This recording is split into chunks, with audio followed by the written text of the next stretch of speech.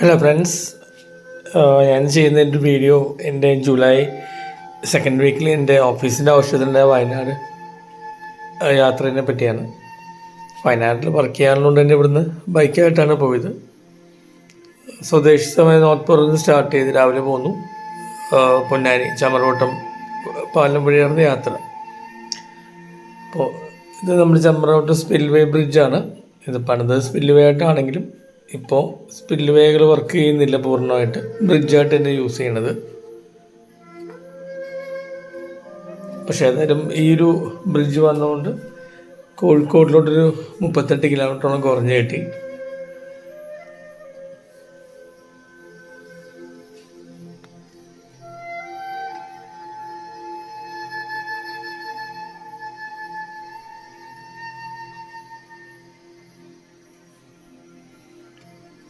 ഇപ്പോൾ എൻ്റെ RX 100 തന്നെയായിരുന്നു യാത്ര ചെയ്തിരുന്നത്.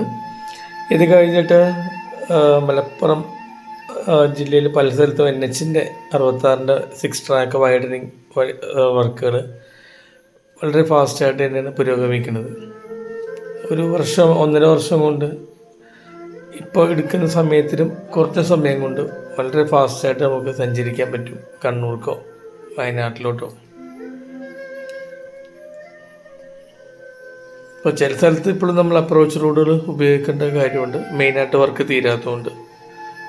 ചിലയിടത്ത് പാലത്തിൻ്റെ പില്ലേഴ്സ് ആയിട്ടുള്ളൂ. പക്ഷേ എന്നാലും ഒരു 1.5 വർഷം അല്ലെങ്കിൽ 2 വർഷം കൊണ്ട് ഈ ഏരിയ കംപ്ലീറ്റ് അവർ കവർ ചെയ്യും.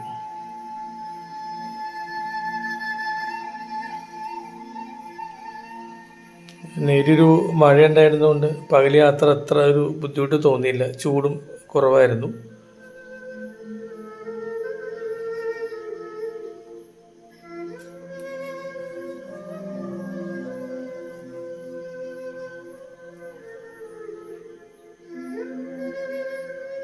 ഇപ്പം ഇങ്ങനത്തെ 6 ട്രാക്ക് റോഡുകൾ എൻ്റെ അറിവിൽ കേരളത്തിൽ ഒരിടത്തുമില്ല. ഇപ്പോൾ തൊടുപുഴ റോഡൊക്കെ ഉണ്ടെങ്കിലും 6 ട്രാക്കാണ് ഉള്ളത്. അപ്പോൾ ഈ 3, 6 ഒരു പാതകൾ കേരളത്തിൻ്റെ മുഖച്ഛായ തന്നെ മാറ്റും. പിന്നെ വേറൊരു പ്രത്യേകത എന്ന് വെച്ച് കഴിഞ്ഞാൽ ഇവർ റോഡ് പണി കഴിയുമ്പോൾ തന്നെ സ്ട്രീറ്റ് ലൈറ്റുകൾ ഉള്ള പ്രൊവിഷൻ ഇട്ടിട്ടുണ്ട്. അപ്പോൾ അത് ഒരു പക്ഷേ റോഡ് കമ്മീഷൻ ചെയ്യുമ്പോൾ തന്നെ ലൈറ്റുകളും എല്ലാം ക്ലിയർ ആവും. ഇപ്പോൾ കണ്ടെയ്നർ റോഡിൽ 10 വർഷമായിട്ട് ഇപ്പോൾ ഈ അടുത്ത് അതിന് ടെൻഡർ വിളിച്ചിട്ടേ ഉള്ളൂ.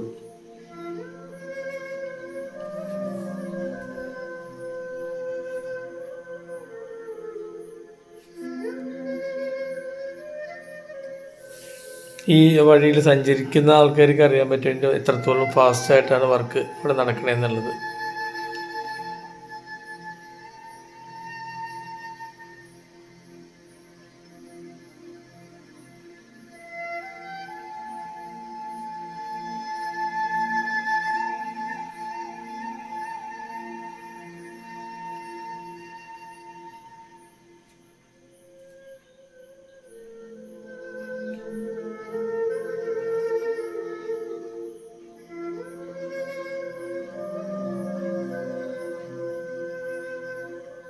ചിലയിടത്ത് പാലങ്ങളൊരു പണിത് നിർത്തിയിട്ടുണ്ട്, കാരണം ഇതിൽ സിഗ്നൽസ് വളരെ കുറവാണ്. മെയിൻ ജംഗ്ഷനിൽ എല്ലായിടത്തും ഒരു പാലം കൺസ്ട്രക്ട് ചെയ്തിട്ടുണ്ട്. ഇനിയിപ്പോൾ അപ്രോച്ച് റോഡിനുള്ള മണ്ണും അതിൻ്റെ കോൺക്രീറ്റ് ലോക്ക് ചെയ്യാനുള്ള സ്ലാബുകൾ വാർത്തിട്ടുണ്ട്. അത് ഫിക്സ് ചെയ്ത് പിന്നെ മണ്ണ് വെച്ചിട്ട് അവർ ഫില്ല് ചെയ്യും. പിന്നെ വളാഞ്ചേരിയിലേക്ക് ശരിക്കും ഒരു 2 ചില്ലിത്തെങ്ങിൻ്റെ പൊക്കത്തിലാണ് പില്ലർ അവർ ചെയ്തിരിക്കുന്നത്. ചിലയിടത്ത് അപ്രോച്ച് റോഡ് മോഡലും NH 66 പോകുന്നത് താഴെ കൂടിയാണ്. അങ്ങനെ ഒരു ദിവസത്തെ യാത്രയ്ക്ക് ശേഷം വയനാട് ചുരം കയറുകയാണ്. അപ്പോഴേക്ക് അത്യാവശ്യം നല്ല മഴ കേട്ടോ.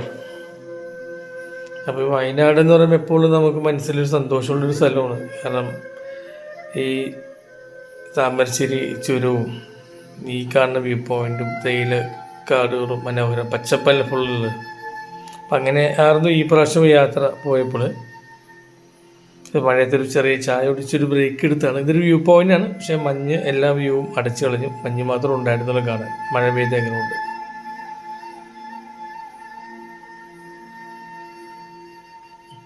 അപ്പോൾ ഏകദേശം ഒരു വൈകുന്നേരം 6 മണിയോട് മീനങ്ങാടി നമ്മുടെ സ്റ്റേ പ്ലാൻ ചെയ്ത ഹോട്ടലിലെത്തി.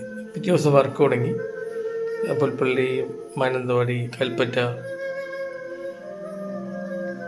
അതിനിടയിൽ ഉള്ള ഈ ഗ്രാസ് ഫാമുകൾ, ഈ പശുവിനൊക്കെ കൊടുക്കാൻ വേണ്ടി ഇതൊരു ദേവസ്വത്തിൻ്റെ സ്ഥലമാണ്. അത് പാട്ടത്തെടുത്തിട്ടാണ് ഒരു പുല്ല് കൃഷി ചെയ്യുന്നത്. ഇതിന് സബ്സിഡി ഉണ്ട് ഇതിന് ഗവൺമെൻറ്റിൻ്റെ ഭാഗത്തുനിന്ന്. സൈഡിൽ നല്ലൊരു ചായക്കട ഉണ്ടായിരുന്നു.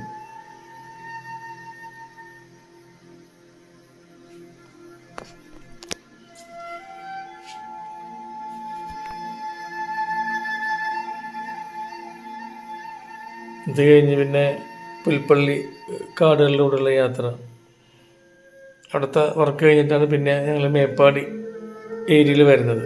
വെള്ളിയാഴ്ച ഇന്നും അത്യാവശ്യം മഴ ഉണ്ടായിരുന്നു. പക്ഷേ നമ്മളുള്ള സമയത്ത് ഇതിന് വിഷയങ്ങളൊന്നും ഉണ്ടായില്ല. പിന്നെ ശനിയാഴ്ച വർക്ക് കഴിഞ്ഞ് നമ്മൾ ചുരമിറങ്ങി.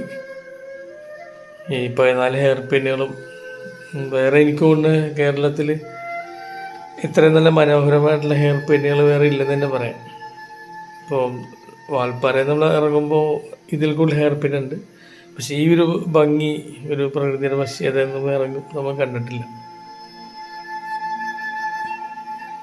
ചുരത്തിലെ ചെറിയ ചെറിയ ബ്ലോക്കുകളും ഇത് കഴിഞ്ഞ് നമ്മളെല്ലാവരും നിർത്തി ഫോട്ടോ എടുക്കുന്ന ഒരു വ്യൂ പോയിൻ്റ് ഉണ്ടല്ലോ. അപ്പോൾ അവിടെ നിന്ന് കഴിഞ്ഞാൽ നമ്മൾ കയറി വന്നിരിക്കുന്ന ആ റോഡും ഇപ്പോഴും കോട കാണാം. അവിടെ ഇവിടെ കിട്ടണം, മഴ കൊണ്ട് തീർന്നേ ഉള്ളൂ.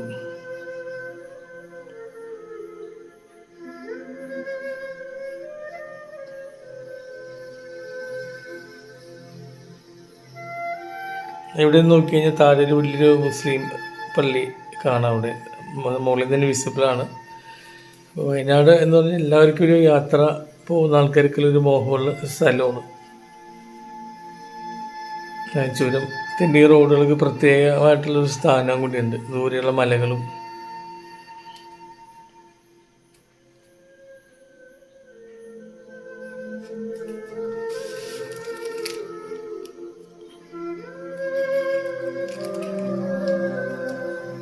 നമ്മൾ ചുരം ഇറങ്ങി വരുമ്പോൾ 13ാമത്തെ ഹെയർ പിൻ കഴിഞ്ഞ് കഴിഞ്ഞാൽ ഇടത്തോട്ടൊരു 5 കിലോമീറ്റർ പോകുന്ന വഴിയുണ്ട്. ആ വഴി പോയാൽ തുഷാരഗിരി വെള്ളച്ചാട്ടത്തിലെത്തും.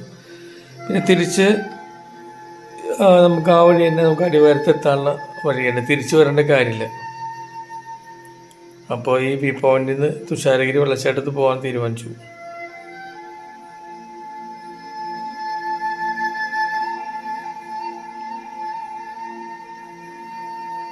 ശരിക്കും ഭംഗി കണ്ടു കഴിഞ്ഞാൽ ആരാണെങ്കിൽ വണ്ടി നിർത്തി അവിടെ ടൈം സ്പെൻഡ് ചെയ്യും. അതാണ് വയനാടിൻ്റെ പ്രത്യേകത. ഒരു വശ്യതയാണ്, ആ ഒരു പ്രത്യേക ഭംഗിയാണ് വയനാടിന്. അപ്പം ഇതാണ് തുഷാരഗിരിക്ക് പോകുന്ന വഴി.